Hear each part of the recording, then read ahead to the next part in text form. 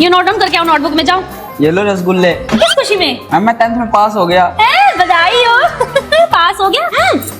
Ma'am बाकी और teachers को भी देना है। दे दियो, पूरे साल पढ़ाया तुझे मैंने, हैं? तुझे तो समोसे, कचौड़ी, गुलाब जामुन, चाय, कॉफी सब लाना चाहिए था। ला तो सिर्फ रसगुल्ले, और वो भी कह रहे मैडम दो खाओ, क्यों? मैम ये भी रख लो आप, ये लो।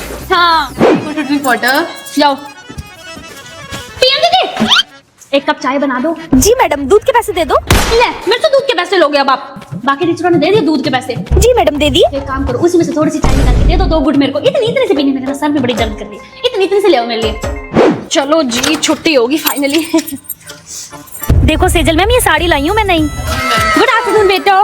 बड़ी सुंदर साड़ी है मैम, मेरे घर के पास तो ऐसे मिलती ही नहीं है। मैं रख लूं? हाँ मैम रख लो। थैंक यू मैम, कल पहन के आऊंगी। मैम वो पैसे। अरे मैडम कमाल ही कर दिया आपने, खाते कमाते ले लेना, मैं भाग रही हूँ आपके पैसे लेके। ले 2500 रुपए की है, मैं भाग रही हूँ 2500 रुपए लेके। Thank you madam.